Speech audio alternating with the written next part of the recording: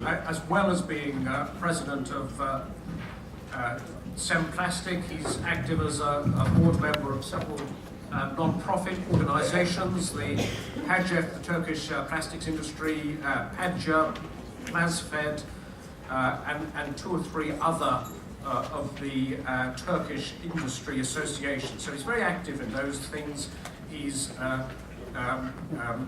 clearly completely central to SEM Plastik's success, and he's going to be talking to us about the Thinwall packaging market in Turkey, indeed about Turkey and its prospects as well. So, over to you.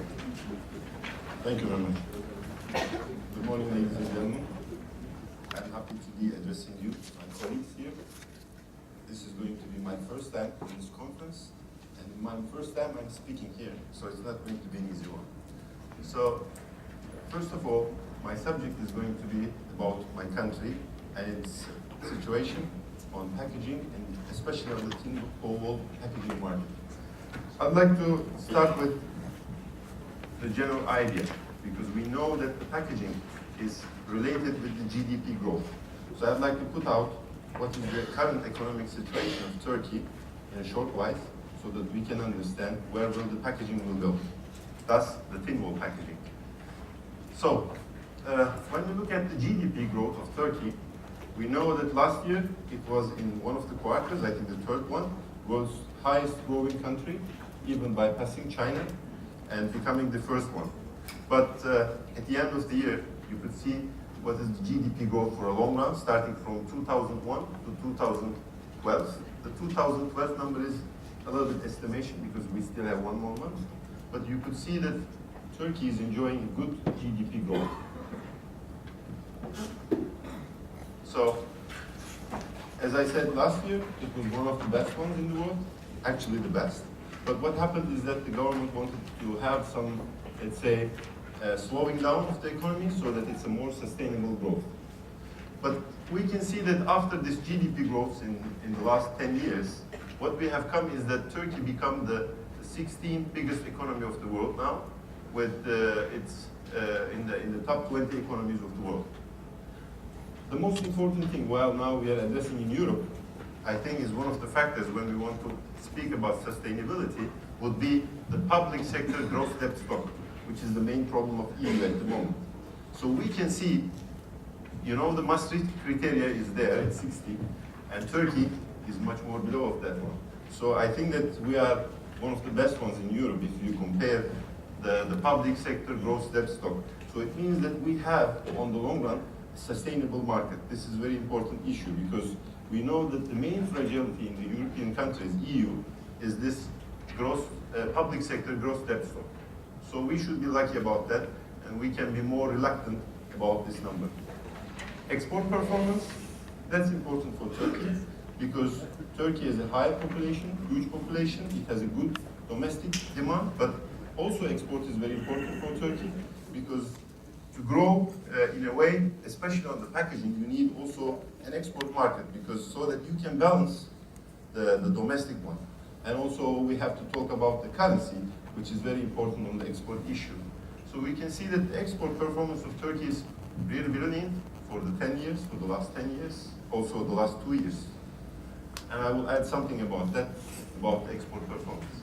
This is important because we know that for the export performance, it's important that you have good trade partners, export partners.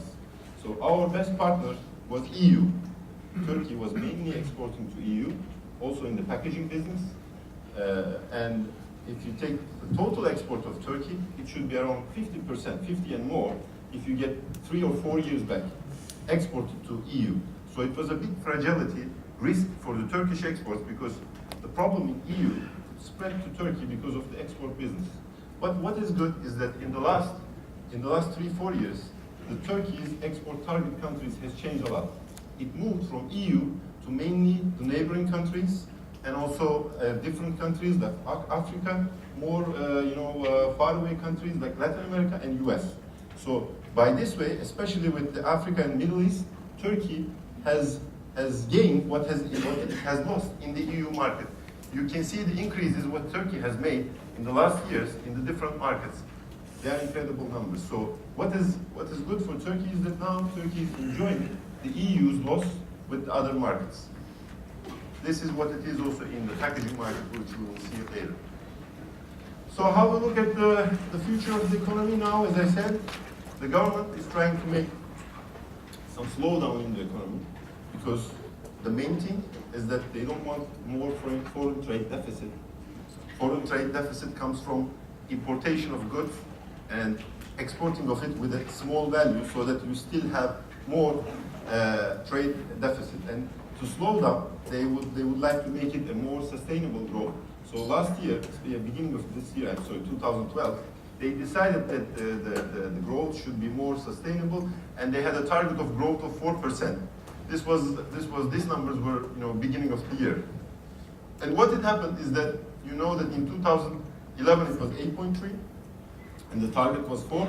Unfortunately, they cannot meet the target. Still, it's going to be a little bit more than that because they couldn't slow it down as much as they want, but it became more sustainable. Even in 1 month before, Turkey's rating with Fitch has increased in the last 15 years to a rating which is an investable country. It became an investable country after 15 years' time, after this 2012 breakdown, slowdown of the economy, which was good for the foreign trade deficit. And apart from this number, the other was really good. And if we are talking about the packaging business, as I said, we started with the Turkish economy, and now a little bit let's go. If we are talking about what Turkey offers for the EU producers, we should look for why is Turkey advantages and what is their advantage. So let's start with the general one and go for the detailed one. The general ones we can talk is, first of all, the population aspect, because you need a market, and population is important. You have the GDP, but we know that there is very small countries, better GDP, but because of the population, still the market doesn't have a depth, is not deep enough. So you can see that Turkey is enjoying a good population, it's growing still. So this is important because we have domestic population, young one, and this young population is a consuming population. The problem in China now, they have a great population, but the consuming part of it, or the consumer habits, still picking up, but not enough. But in Turkey, I can tell you that the young population, because of the strong ties with EU and open to Western culture, it's a good consuming population, young and consuming population. As I said, the demographic profile, the age of the population, we can see that it is one of the young countries, I think the youngest one in Europe, with young people ready to buy things, ready to have dreams, and they want to go to shop and buy and to move the economy. And one of the important issues, if you're looking at Turkey, will be the place. Because you can see that, as I told you about the shift of the export target countries from Europe to Africa and to Middle East, the reason is also about geography. It's in a place that you can easily access to diverse markets in very short range. Russian market, we have the EU market, rich but mature. We have also other markets, rich, young, like the Middle East or other countries. So it's a variety of GDPs around Turkey that Turkey can enjoy to sell. And sometimes it's a problem because some of the neighbors have a problem, by the way, at these times. But anyway, if you look at the big story, still it is something good for the business-wise. Global production, just to give you an example of automotive, there's a lot of foreign companies investing in Turkey. Why? Because of what I have said until this moment. Plus, it is culture which is easy access for the Europeans and the Western culture to enter the Turkish market. Still good democracy. You can move on the market, and you have an open market situation in Turkey. You can see the automotive companies that has invested in Turkey. Packaging, high quality packaging. We have also a lot of, as Martina told about M&As, there's also, a lot of M&As going on in Turkey. A lot of global companies coming to Turkey. Not this moment for the last maybe after the 2008, because generally M&A market is dead at the moment. It's not, picking up the real speed. But anyway, still under these conditions, Turkey is one of the countries that can pick up still good investors to invest in Turkey. Now, let's go to, if we are talking about, we talked about the economy, the advantages, and let's talk about the plastic business, to go to plastic packaging. Plastic is an important part of the Turkish economy. Why? Because, first of all, it employs a lot of people. It's a labor-intensive business also, still. I mean, if you compare with other businesses, it's not like textile, but still, conversion industry has some people. 98% is SMEs. In Turkey, the plastic business, we're talking about, about, it should be, 7,000 companies. If we don't take the very, very small ones, it should be around 14,000 companies we have. And the production growth. You can see that the plastic production growth in 2001 was 6.7, and this year is going to be 7 point something, 7 point, small increase from minimum 7 million tons we are going to process in the conversion industry. What does this mean? This means, well, we are Europe, we can compare it with European numbers. Turkey is the third biggest European plastic converter with 7 million tons. This is an important number because just the year before, we were number 4. In 2012, we become number 3. And most probably, it will not take too long that Turkey will be the second one, because I have checked the Italy's numbers. And also Turkey's this year growth rate, which would be something around 11 to 12%. So it will take not 2, I think 2 years would be enough, because next year we are expecting more growth in the Turkish plastic industry. If you look at plastic consumption by industries, I think this is similar in most of the countries. It's not too big. You will see that packaging, about 40%, is the dominant one with these numbers. The other ones are, how it's split in other businesses. Turkey has one problem. If we're talking about plastic investment in Turkey, that would be the foreign raw material dependence, because Turkey can only have 15% of its own petrochemical needs produced in-house. The 85% is imported from Europe, from Far East, from Middle East, everywhere. It's a spot market of raw materials. So this is somehow, for the converters, it is some kind of positive thing. When you are a spot market, you enjoy good prices. I can tell you that my colleagues here in Europe, they can understand what I mean. They know the prices in Europe. Also, there's raw material friends here. They know the pricing in EU and they know the pricing in Turkey. We enjoy better prices than what you have in EU, even the material comes from the EU. I think that my petrochemical friends will not be happy when I say this, but you can, even buy the same material from Turkey if it's shipped to Turkey back to Europe at a better price. But this is why Turkey, it's not like Europe, it is a very competitive place for the raw material. Big market, big consumption, few local production, and because of the possibility of easy entrance from different countries, there is big pricing differences between Europe. And the future of the plastic industry, you can see that the investments in 2008 it dropped, but now it's moving up. But this year we will bypass the $1 billion for the plastic investments. It's growing. But maybe that because of the slowdown request of the government pushing down the credit lines, we'll have some more slowdown. Not like these numbers in the future. We will be more stable, not so big growth maybe. Future expectations, you can see in 2016 and what we are expecting. I'm not going to go deep for that. Some more information about what is the advantage if you're going to invest in Turkey. I think one of the best things is the customs union with EU. Because any kind of product that's produced in Turkey can be sold to Europe without any tax. That's something which was highly criticized when Turkey joined the EU in the early times, in the 90s, because I can tell you that in Turkey there's a lot of people who were against that one, because they thought that after this the European machinery, automotive will dominate the market and we are not going to have enough industry there. But I think that it is now a little bit vice versa, because Turkey is exporting more to Europe at these days. So customs union is important, because any other country, if you invest in the Middle East, for example, if you are looking for a feedstock cheap plastic prices, you wouldn't have enjoying the tax that Turkey enjoys. And there's also protection coming from each of the countries all around the world. So if you are talking about a country with a zero tax, this is getting more important because protectionism all around the world after the crisis in 2008 is getting more and more customers. And I told you that the petrochemical industry has a problem in Turkey because we don't have enough capacity, enough production of the raw materials. But this is also changing because the Turkish government decided that they should impose a new strategy to allow more petrochemical investments to pour into Turkey. And interestingly, they have managed it because it's a very hard situation. You know that being in the petrochemical industry looks for the feedstock. That's why a lot of companies move to Middle East.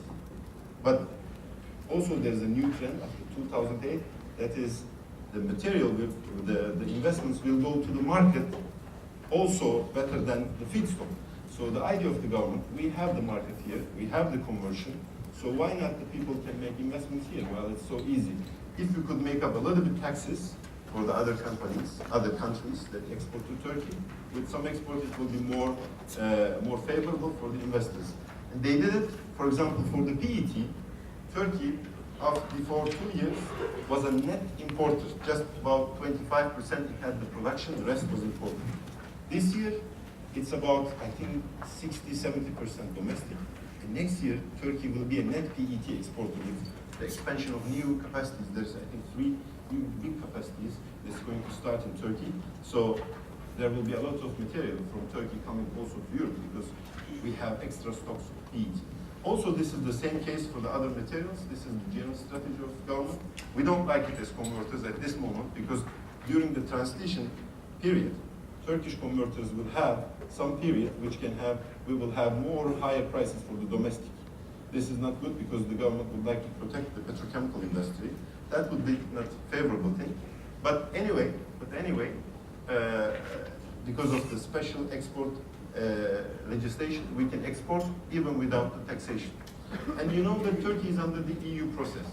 What does this mean? Is that I just wanted to show you what it would mean. You know that the European Standards Organization, and we have also Turkish Standards Organization. Turkish Standards Organization became full member this year to European Standards Organization.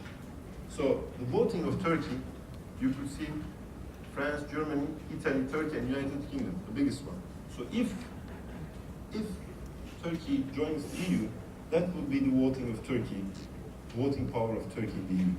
Because this is made in the same system that is done in the European Parliament. So, as I told you, one of the important things about Turkey is the domestic and export market at the same time. So you could enjoy big growth in the big population of Turkey market, and then possibilities of export because of the neighboring countries' tax acceptations and zero tax EU.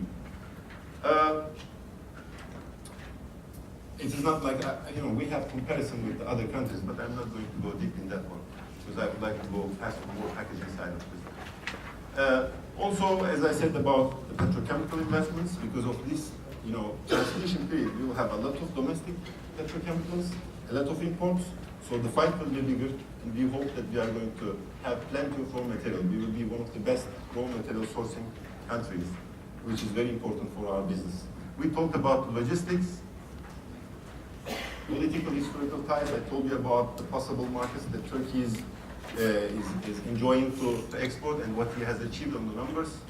We have a lot of trade agreements. That's important because just to give you some agreements that is done, different one that is also other companies, you can have it in the presentation. Other countries that Turkey is now on the way to make zero tax agreements, free trade agreements. There's a concrete technology and know-how because Turkey started the petrochemical business and plastic business in the old times, and still there is good people, well-educated people you can do business in Turkey. And some other thing. Let's go now more inside the packaging and Thinwall packaging. What we can say about packaging. In Turkey, we can say that now, because of the GDP growth, which I have just mentioned, and due to per capita income in the last 10 years, the packaging consumption has changed. Why? Because we know that the life standards of the people has changed. There is more urbanization. What does urbanization mean in Turkey? I'm sure it's the same everywhere. You become to big cities and you start people on the move, you got fast life and changing in social status of the woman starting working in the business, the family ties and changing, so you need to have, you go for easy foods, you steal your time with these products, you can save your time with special products. So increased average lifespan, that's important. So packaging for old people, families getting from big families, traditional big Turkish families, to smaller families. That's affecting smaller portions, but big number of packagings, people living alone. You know very well this one, but with urbanization we have all these issues in Turkey in a very fast cycle. So we also have, which is one of the most important one, is the change in the retailer numbers, because there was a tremendous number of retailers entering the Turkish market in the last years, and you know that retailers are the best guys, apart from the pressure they put on the prices, for selling the goods and increasing the packaging business. So we had a lot of shopping malls and retailers. Just to give you more details, in 2000s, the organized retail rate was about just over 20. Now, it's doubled, it's 40%. But if you account it in the EU and in the North America, it's 80%. Still, there's a lot to grow and to go. This is the development of shopping malls in Turkey. You can see that. Yeah, this is just something very good for our business. The packaging production, we are talking about $12 billion production we have on the packaging side of the business, but this includes all the numbers. It's about 6 million tons, and we expect to have it $14 to $15 billion by the end of this year. So just to give you the plastic packaging one in tonnage, how it changed. It's from 2007 to 2011, the tons of plastic processed in the packaging business. So this is the size of the packaging business, going up to $12 billion. You can see the increasing. How it's split. Plastic packaging is 34% of all the packaging. And exports, which I have told, it's an important part of the Turkish plastic business, because this is the two legs that the Turkish plastic industry stands, the packaging industry. And this is very important to have the balance, because Turkey is not in the EU and it's not in the Eurozone. So the currency that we use is Turkish lira. So it means we are buying the raw materials, because we are an importer of raw materials, in hard currencies like euros or dollars. And in the domestic market, you are selling in Turkish liras.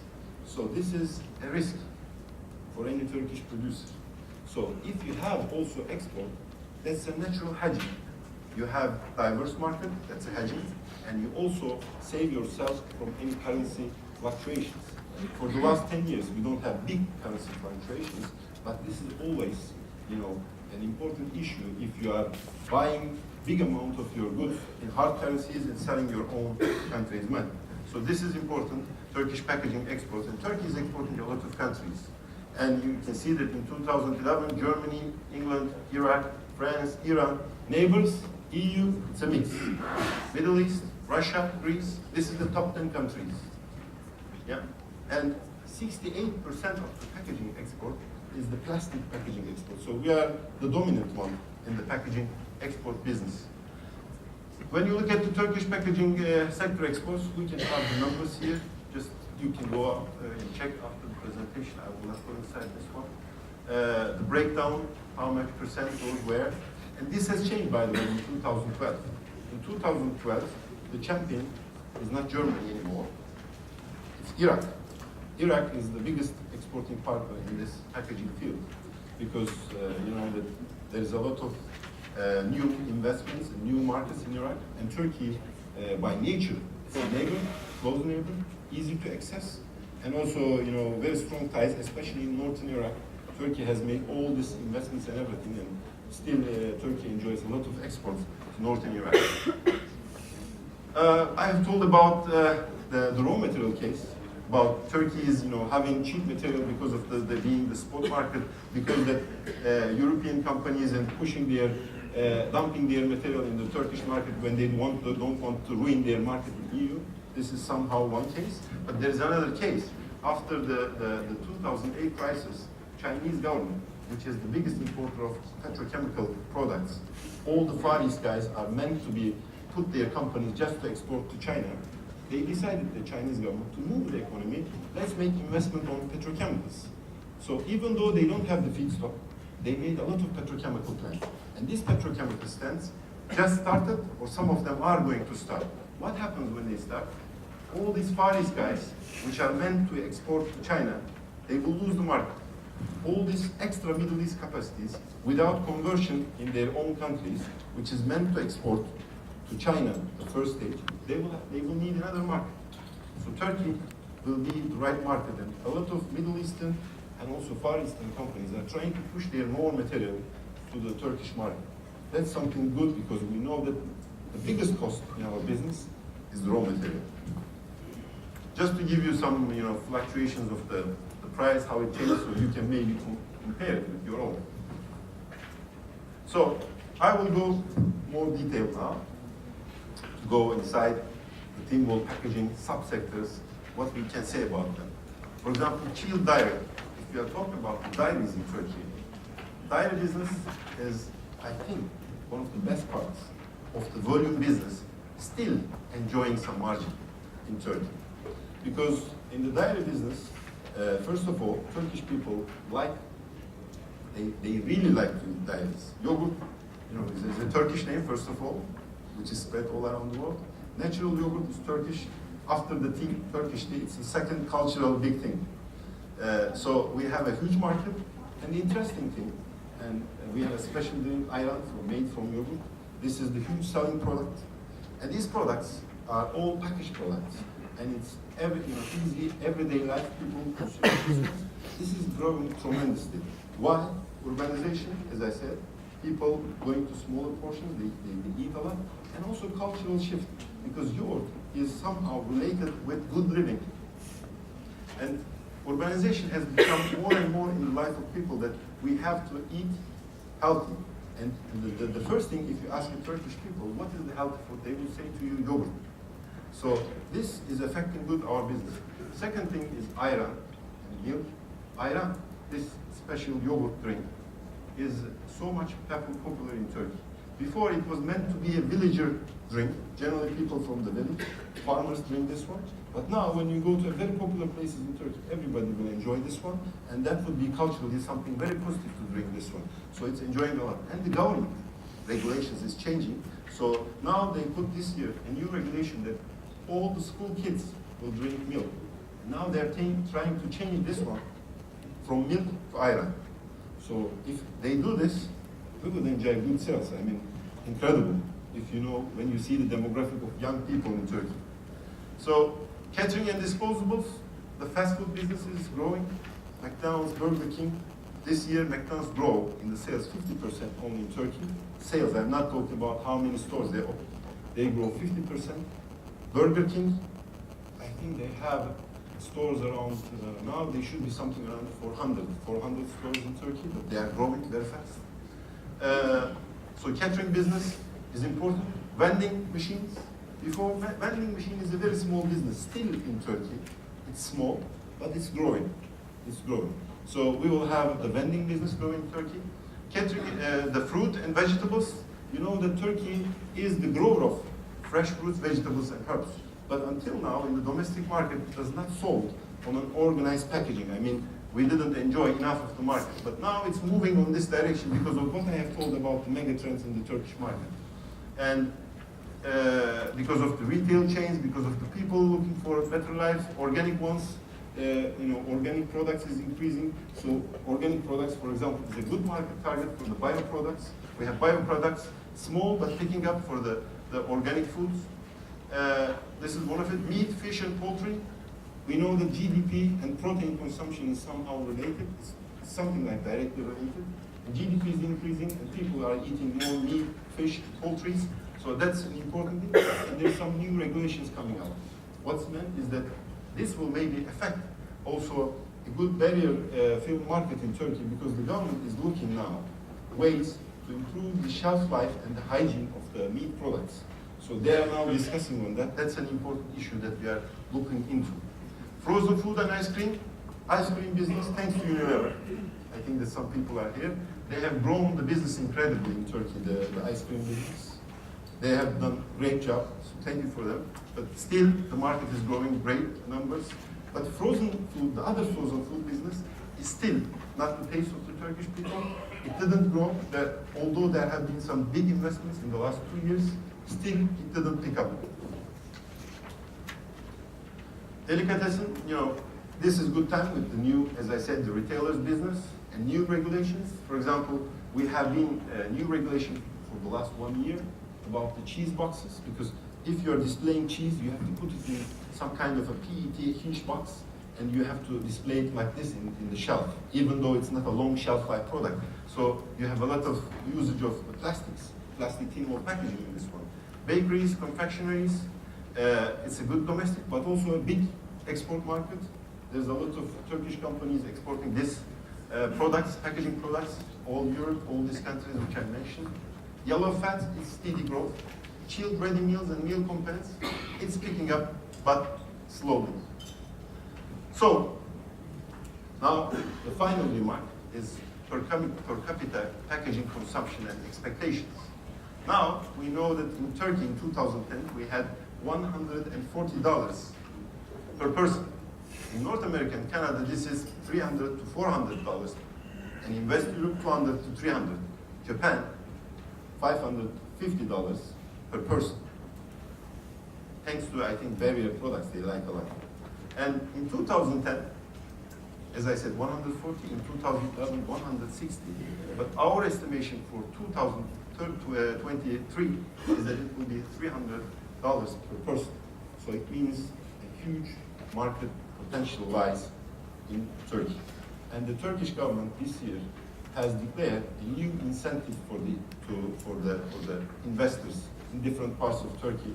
And I have seen a comparison. I'm not going to go deep in that, but anyone who wants, I can send you this comparison and details of it, has been the world's most aggressive incentive program for the investors. So this will bring more investment to Turkey also on the packaging business. So who told you about this story? Let me tell you about myself also a little bit. Just a couple of minutes. Yes, we're running out of time. More than that. I think maybe 1.5 minutes. Yeah. Okay, so I am the general manager of SEM Plastik company. SEM Plastik is a plastic disposables and Thinwall rigid food packaging producer. Factories in Istanbul and southeast of Turkey in Malatya, which is more to the border of the Syria and Iraq. This is somewhere close to that, and Istanbul is the main factory. It's a family business, and the one sitting on the chair is me, and the other one is my father. So we started from that point, a small injection factory going into extrusion, sheet extrusion, thermoforming, and also injection molding.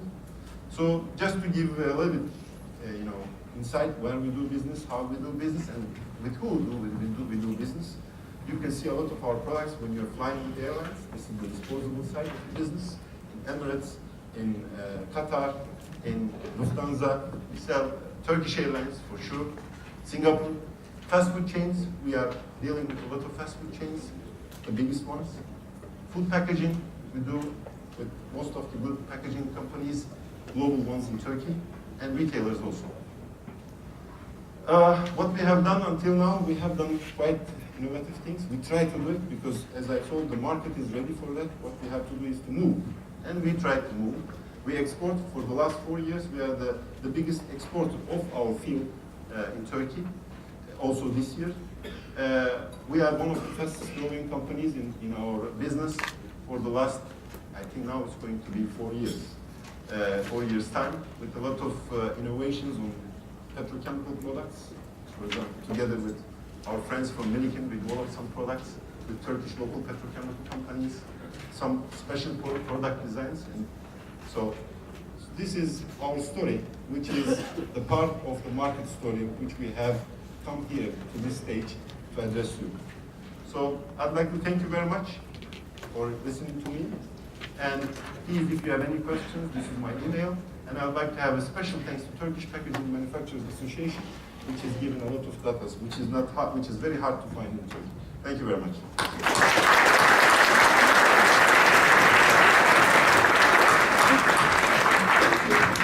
Thank you very much. Any questions on that paper? You touched on retailing being, I think, quite fragmented. I think that's what you were getting at. Can you give us an idea of who the leading retailers are and roughly what their market shares are? I cannot give you precise ones, but I can give you an idea. Discount supermarkets are the biggest ones in Turkey. Let's say I don't want to make a direct comparison, but just to give you an idea, it's easy for our friends here. We have a kind of Aldi store in Turkey, BİM. That's by far the biggest one in Turkey.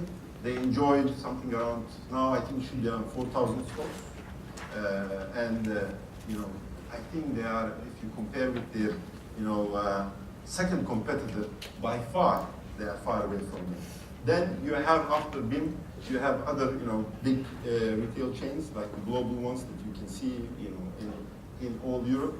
Some of them enjoy great, business, but some of them, are not really happy about it. One of them was Carrefour, which was not happy this year in the Turkish market, but it was, I think, something about the partnership they had with the Turkish company. But I can tell you that discount supermarkets are the biggest ones at the moment. Yeah. Okay, thank you. Any other questions? Mr. ERODLU, thank you very much indeed. My Thank pleasure. you. Thank you.